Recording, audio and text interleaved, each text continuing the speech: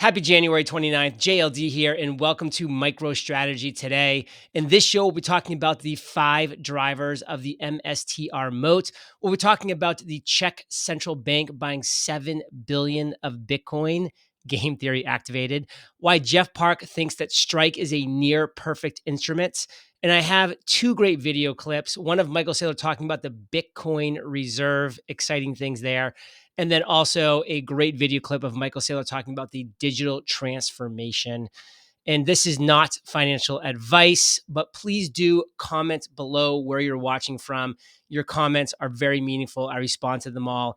Hit that like button and let's dive on in to Michael Saylor talking about not 2, but 1 chair. 1 chair, and this man is in an orange tie and an orange chair, and I think we know what that means. Let's talk about Bitcoin mindset saying MSTR has no competitors. Price that in. And I really feel like people aren't thinking about this enough. There are no competitors to MicroStrategy. I mean, there are companies that are copying MicroStrategy that are 10x, 50x, 100x behind them. And Michael Saylor is happy about that. And we're happy about that because everybody adopting the Bitcoin standard, the MicroStrategy playbook, is helping the price of Bitcoin do what we all know it's going to do, which is go up and to the right over time. And MSTR has no competitors in that. It is so far ahead. I mean, how does it feel to be a shareholder of a company that is so far ahead of anybody else with the biggest stack of the hardest assets in the world, the best preservation of capital that exists, that is working tirelessly to improve upon what they are as the Bitcoin treasury company of the world? It's incredible. Let's move along now to Matt saying, believe in something, $750 by tax day. Now, this is not financial advice from Matt, but he's run some numbers. He's looked at some charts. He wants to be optimistic and positive. Why not? And he believes this is a realistic number. This is somebody that really does constantly study Bitcoin and MicroStrategy. BitStrategy says China can copy Tesla. China can copy OpenAI. China cannot copy MicroStrategy. Think about that, because China can and will copy everything that's successful, but it cannot copy MicroStrategy. It just can't happen. And I think you all know why. Let's talk about Chris. He's saying the 5 main drivers of the MicroStrategy moat. Number 1, brand recognition. MicroStrategy is the most synonymous business associated with Bitcoin, period. 2, monopoly. MicroStrategy is the largest corporate holder of Bitcoin, period. 3, optionality. MicroStrategy has an extensive array of options to leverage its Bitcoin holdings, period. 4, visionary. MicroStrategy is led by a pioneer in Michael Saylor, period. 5, volatility. MicroStrategy has the volatility required to leverage capital markets in order to increase its Bitcoin holdings in a way that is accretive, period. These 5 drivers of the MicroStrategy moat are so real. I mean, can you not just 100% be on board with all of these? Brand recognition, obviously check. Monopoly, obviously check. It's the number 1 corporate holder of Bitcoin in the world. No one's ever going to catch it. Optionality, it can do so many different things, and it's always going to be introducing new things, like the preferred shares that just came out recently. Visionary, are they not being led by a visionary? I mean, this man is such a visionary. And then volatility, wow, we have the volatility. Way to the upside, way to the downside, and everything in between. This is a volatile stock, and volatility is vitality. Volatility is a feature, not a bug. And here's a little blow up of the graphic of the MicroStrategy moat. And I got to be honest, I'm glad that I'm inside this building right here, and I hope you are too. Chris says, the only MSTR elevator pitch you'll ever need. MicroStrategy is the largest corporate holder of the hardest ever commodity in the biggest global asset class. Wow. So whenever anybody asks you why you invest in MicroStrategy, say these words, and if they don't get it, then they're just not going to get it. Here's a post by Jeff Park. MicroStrategy's unorthodox capital strategy now includes preferred equity STRK. It's a bold play for the Holy Grail to harness MSTR volatility without dilution. Whether it succeeds depends on time horizon. Here's my theory and why I'm bullish on Strike. Hint, it's less about BTC. And I will say this article right here, which I won't read, is very interesting. I definitely recommend giving it a read. I will go ahead and put it in the show notes page below, or you can just hit pause right now and read it and enjoy. Bitcoin Archive says, breaking, head of the Czech central bank wants to buy billions of dollars of Bitcoin. The central bank head is pushing to invest 5% of the nation's 146 billion reserves into Bitcoin. Let's just say game theory activated. I love this. And Stack Hodler chimes in here. Tomorrow, the Czech National Bank will vote on stacking up to 7 billion euros worth of Bitcoin. It's an initiative being pushed by the head of the bank itself. He studied game theory at the London School of Economics before founding an algorithmic asset management fund. And tomorrow he's going to lay out the case for investing 5% of the bank's assets in Bitcoin. In my opinion, this is part of a massive vibe shift that is yet to be priced in. The era of the very serious person has come to a swift end. The managerial class that was in charge of maintaining the status quo by parroting orthodoxy and scoffing at ideas like Bitcoin has been ousted. And in their place, a class of bold leaders who aren't afraid to speak their mind is rising up. Why? Mostly because status quo followers have been absolutely wrecked since this decade began. Long-term treasuries versus Bitcoin performance sums it up perfectly. TLT, long-term treasuries since 2020, negative 27%. Bitcoin since 2020, up 1,288%. All the very serious people that stuck to the orthodoxy and held a bunch of government paper in their portfolios while scoffing at Bitcoin have been left in the dust financially. Much of their financial power has been transferred to Bitcoiners. Sure, they avoided what they fear most, ridicule from their peers for holding Bitcoin, but they lost dramatically in financial terms. Meanwhile, the people who weren't afraid to take risks and think for themselves have reaped the rewards. The very serious people gathered in Davos this year, but it's clear that they've lost much of their relevance. While they filled the room with their usual hot air, Trump was signing executive orders left and right.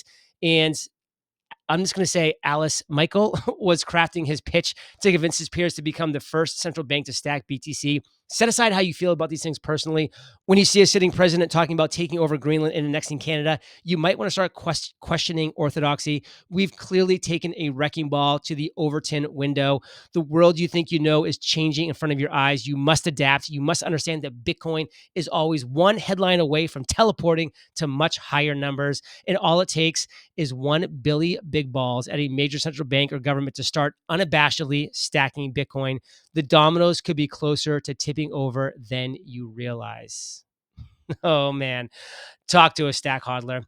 And now we're moving into the two videos that I have for you here today. The first one is about Michael Saylor talking about the Bitcoin reserve and exactly what he believes about it. And just one thing I want everybody to remember is that back in 2020, when Michael Saylor knew he had to do something, he went to his shareholders and he said this: I'm going to research gold, silver, lands, other real estates, other instruments, Bitcoin, and I'm going to come up with what we should invest in after I do some deep research. And he came back after doing deep research and he said, we're only investing in Bitcoin forever with massive intelligent leverage.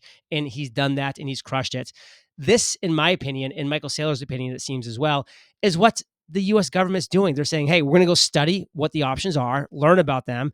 And what do we think is going to happen? Well, I personally think what's going to happen is they're going to come back and say the only thing that can be in the digital asset reserve stockpile is Bitcoin. That's what I believe. We'll see what happens. Of course, there's going to be stable coins as well, but Bitcoin will be that one chair.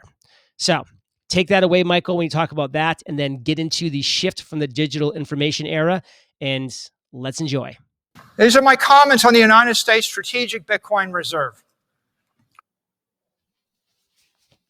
The Strategic Bitcoin Reserve was introduced by Senator Lummis at Bitcoin Nashville. At that point, the outcome of the election was uncertain. If it had been a split Congress, if it had not been a red wave, it would have been a challenge. This was unclear 10 days ago, but today you have a pro-Bitcoin White House, pro-Bitcoin House of Reps, and a pro-Bitcoin Senate, and a pro-Bitcoin senator that has made her mission to accomplish this. And her bill calls for 1 million Bitcoin to be purchased by the United States government over 5 years. Let's talk about the geopolitical logic. Why will it happen? Why should it happen?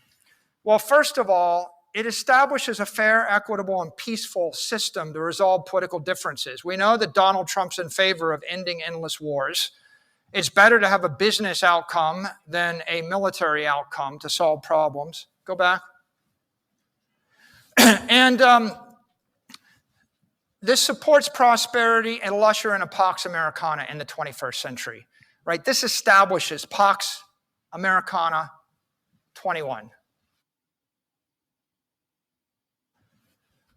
This is a chance to own the 21st century. Like the US can own it. You address the deficit with an innovative economic idea and an innovative technical idea. You extract trillions of dollars of capital from the 20th century physical and financial economy.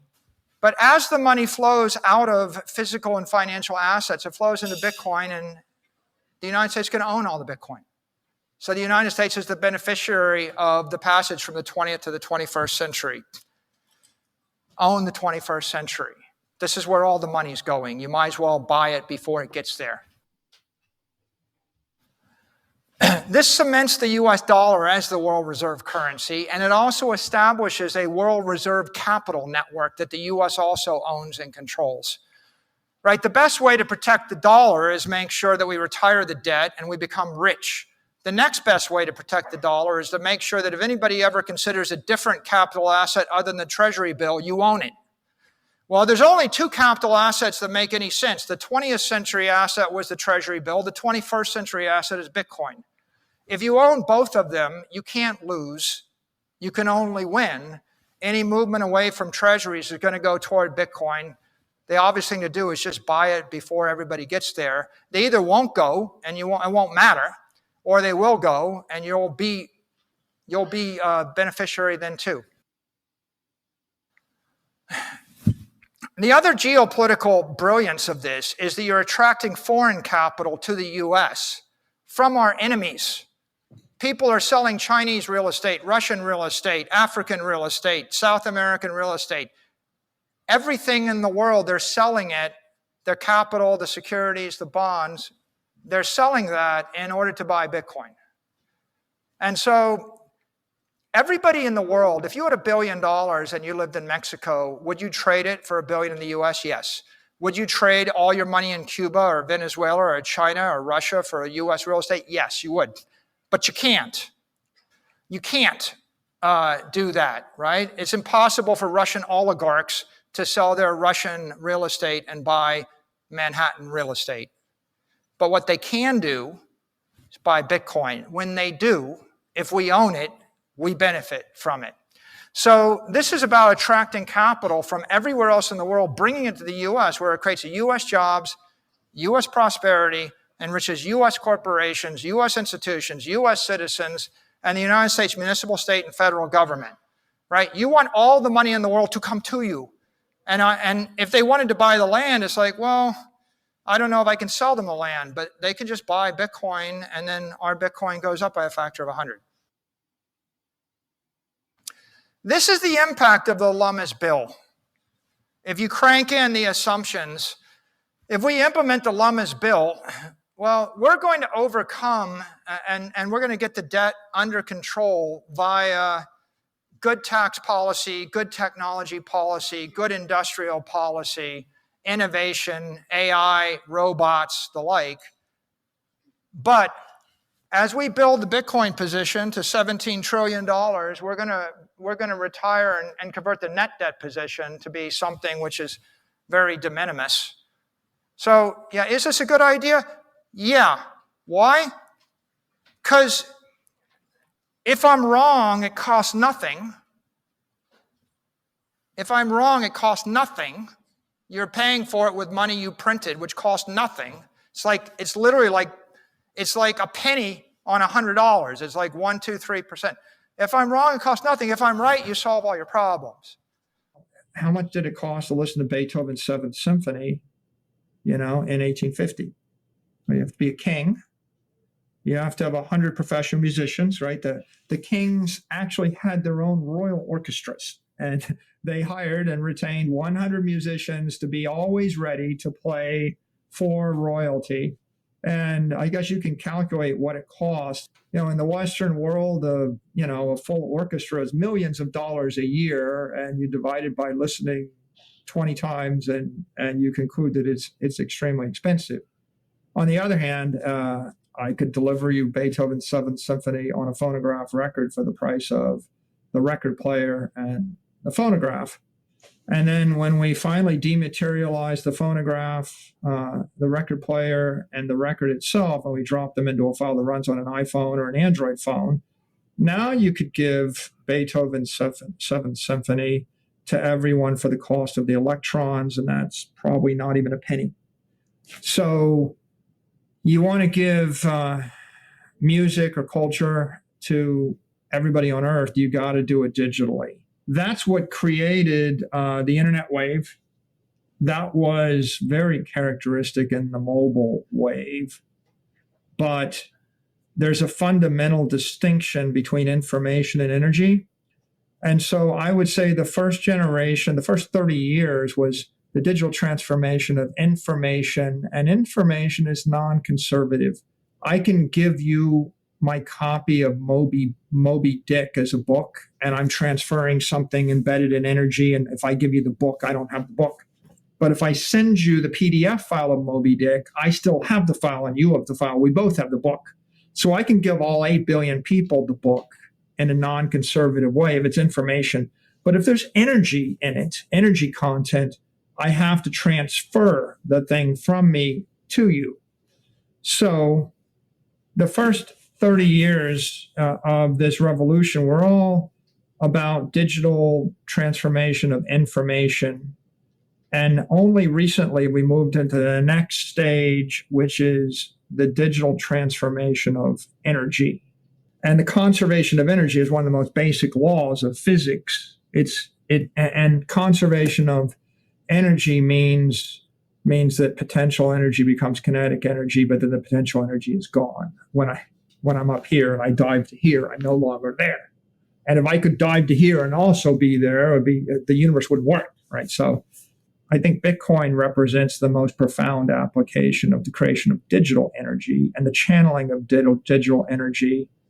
And it's a paradigm shift because everyone that has engaged in the digital revolution and the digital transformation of anything else, all of their learning was about the transformation of information and not energy. There you have it, another episode of MicroStrategy Today. This video is not financial advice. It's my opinions only. And I will say I've been stacking MicroStrategy daily as promised. Yesterday, I bought it $340, $210, and I will be stacking every single day. And as we both know, Bitcoin, MicroStrategy, it's been a little choppy. So let's give both of those a little karma.